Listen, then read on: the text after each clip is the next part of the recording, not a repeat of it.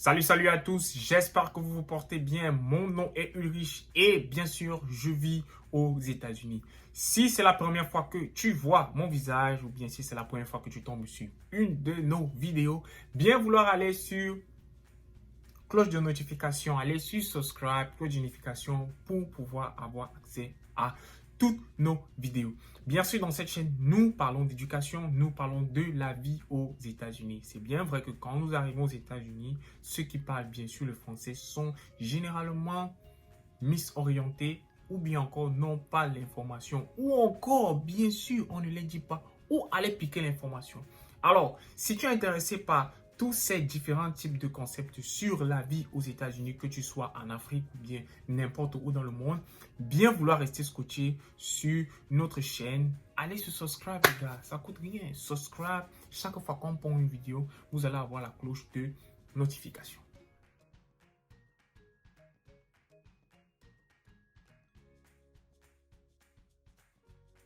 Alors, la vidéo d'aujourd'hui va porter sur les différentes aides que l'État américain octroie à ceux-là qui ont un statut de green card, c'est-à-dire qui ont la résidence permanente, ou encore ceux-là qui sont citoyens américains, bien sûr. Et cette application encore, cet élément que le gouvernement américain a mis à la disposition de tous les étudiants, tous ceux qui vont à l'école aux États-Unis ont bien sûr déjà entendu parler de FAFSA. FAFSA encore qui est cette aide-là que l'État américain vous octroie quoi. On m'a dit ça comme ça. Donc, quelqu'un m'a dit c'est quoi FAFSA? FAFSA, F veut dire free, A veut dire application, F veut dire federal, S student et E for aid. Donc c'est Free Application for Federal Student Aid. Et dans cette application, bien sûr, quand vous avez rempli, vous avez tous les requirements, mais encore tout ce qui est nécessaire pour que l'État puisse vous aider à aller à l'école.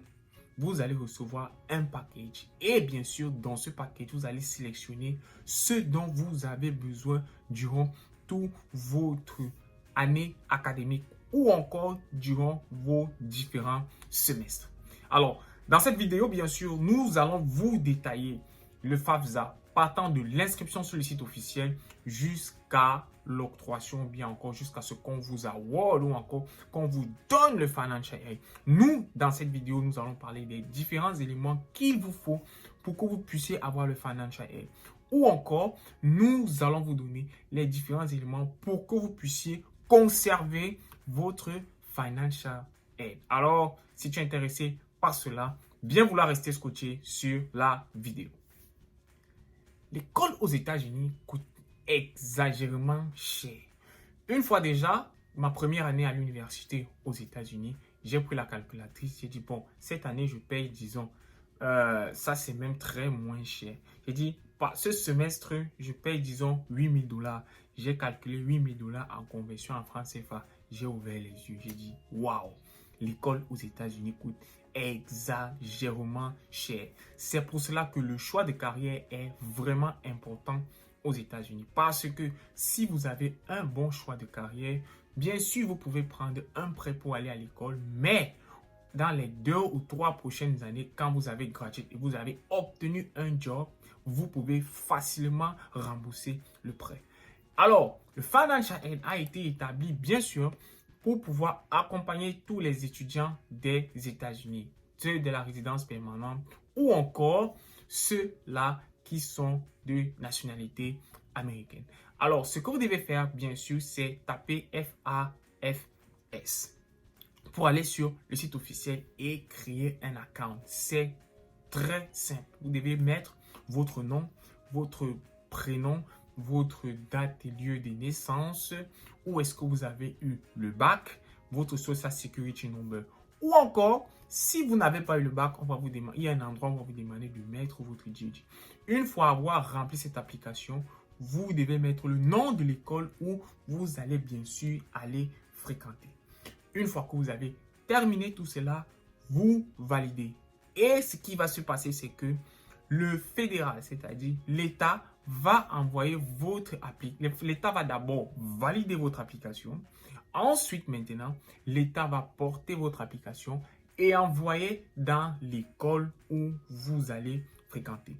Le financial aid que vous remplissez ne s'adresse pas, on va dire quoi, directement à votre école. C'est un processus. C'est la même chose quand vous voulez, par exemple, vous inscrire à l'école aux États-Unis. Vous partez d'abord vous inscrire dans le state. Avant maintenant que le state ne prenne votre dossier et envoie à l'université ou encore dans le community college où est-ce que vous voulez partir. C'est la même chose dans l'application du financial aid, c'est-à-dire le financial aid, le state ou encore le fédéral reçoit votre application. Une fois qu'ils l'ont validée, ils prennent cette application maintenant et ils envoient dans l'école ou bien les différentes écoles où bien sûr vous allez fréquenter pour ce semestre-là.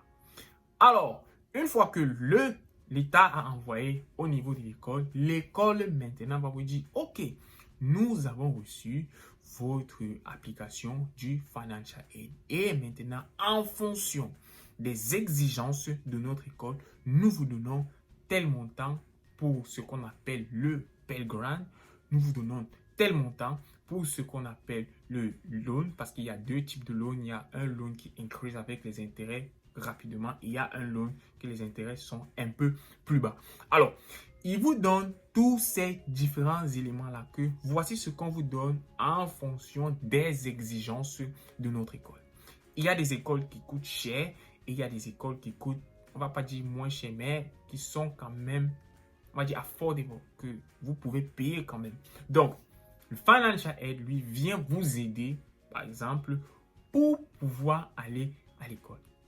Alors, le prime abord déjà, généralement, le Financial Aid, on vous donne environ, je pense, $6,000 ou $7,000. Ça dépend des exigences de chaque école.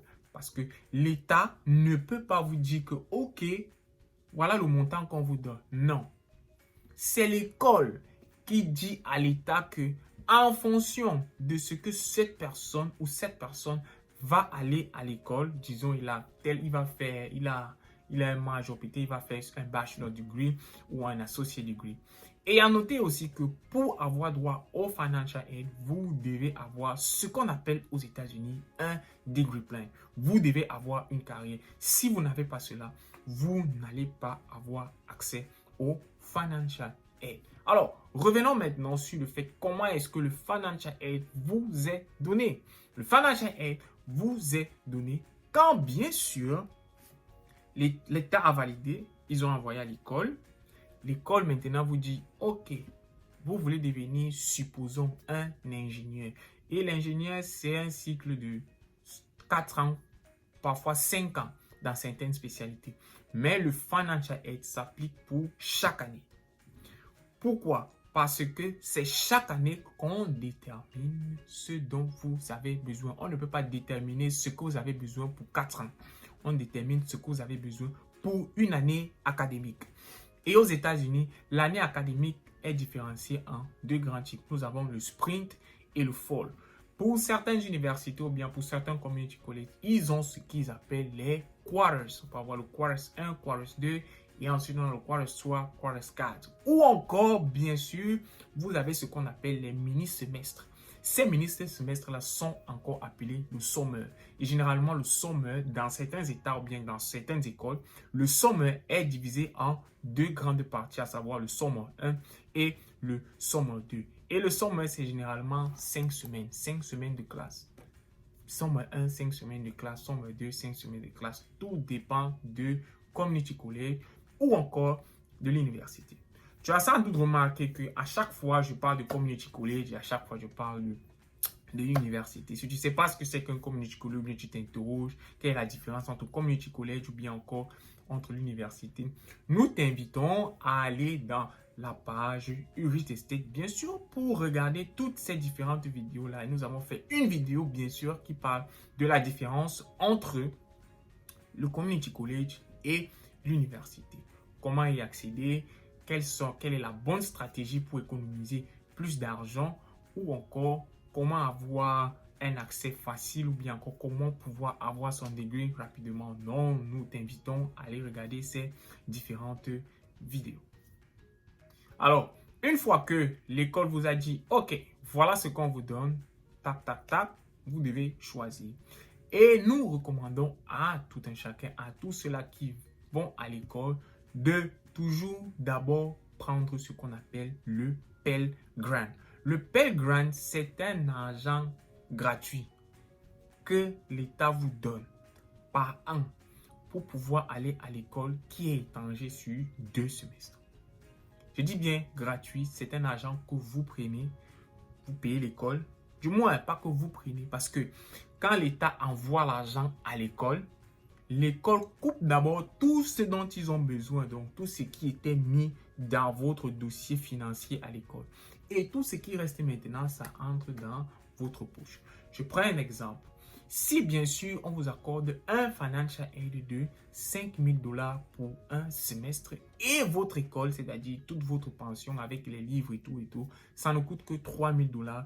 Les 2 000 $ restants vont entrer dans votre poche automatiquement. Et c'est un argent qu'on ne rembourse pas. Mais attention, il y a un piège derrière cet argent qu'on ne rembourse pas. Pourquoi? Parce que vous devez maintenir ce qu'on appelle un good standing académique. Et pour pouvoir maintenir son financial aid, il y a 2 grands éléments.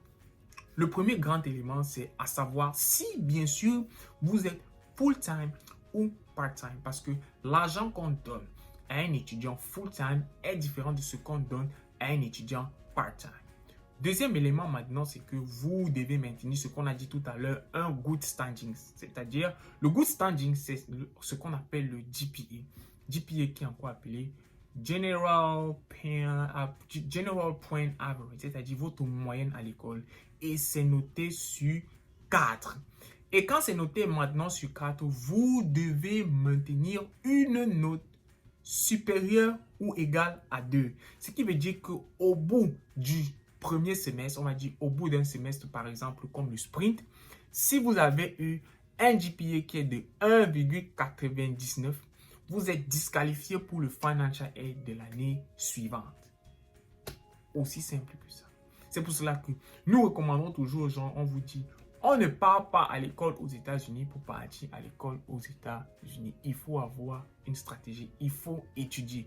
Si tu sens que aller full-time, c'est difficile, nous te conseillons d'aller part-time. Tu auras toujours droit au financial aid. Tu auras toujours droit au financial aid. Et pour savoir qui est full-time et qui est part-time, vous êtes full-time quand vous avez des crédits qui sont supérieurs ou égaux à 12, mais généralement qui ne dépassent pas 21 ou 18.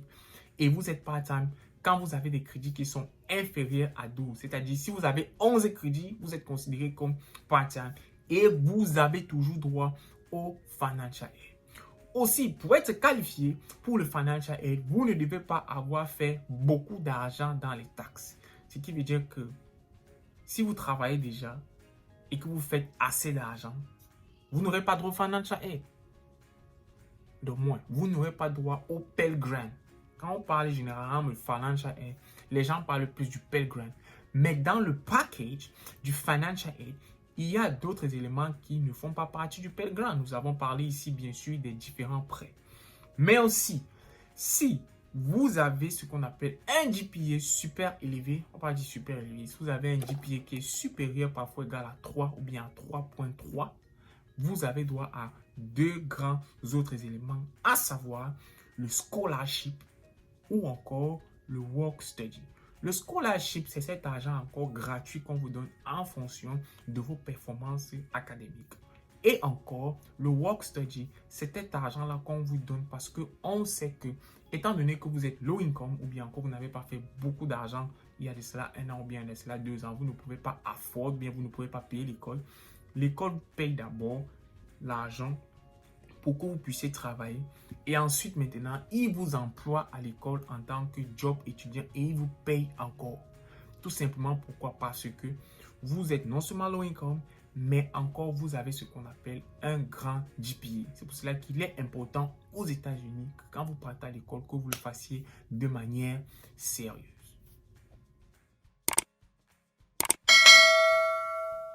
Alors, bien sûr, maintenant, si vous n'avez pas respecté ou bien encore si dans tous ces éléments-là, il y a un seul élément qui ne coche pas la case, vous allez perdre votre financial aid. Je dis bien, vous allez perdre votre financial aid. Et à noter que quand vous venez des États-Unis avec un doctorat, avec un master, avec une licence, avec un bachelor ou encore avec tous ces différents éléments-là, il y a des classes que vous allez être obligé de partir faire à l'université ou encore au community college. Et une fois que vous partez déjà soit à l'université, soit au community college, vous devez appliquer pour le financial aid. Et comme on l'a dit précédemment, pour appliquer pour le financial aid, ce n'est pas si compliqué que ça. Vous allez sur le site officiel, vous remplissez toutes vos données et ensuite il y a une partie, bien sûr, où on va vous demander un élément assez important. Et cet élément assez important, ce sont les taxes. Les États-Unis, c'est un pays exagérément capitaliste. On n'a pas dit exagéré, c'est même petit. Les États-Unis, c'est un pays super capitaliste. Vous devez payer les taxes. Vous devez payer les taxes. Et encore, une petite remarque, c'est que pour ceux qui sont venus aux États-Unis par le biais de la loterie américaine et qui avaient moins de 26 ans, vous savez qu'il y a ce qu'on appelle le Selective Service. Une fois que vous arrivez aux États-Unis, vous devez vous enregistrer.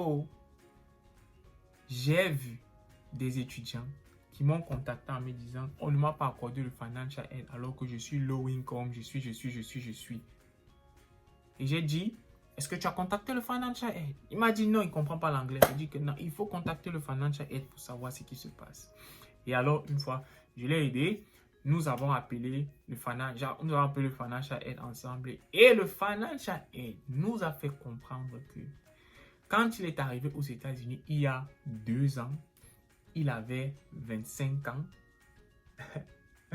Il ne s'était pas enregistré pour le Selective Service.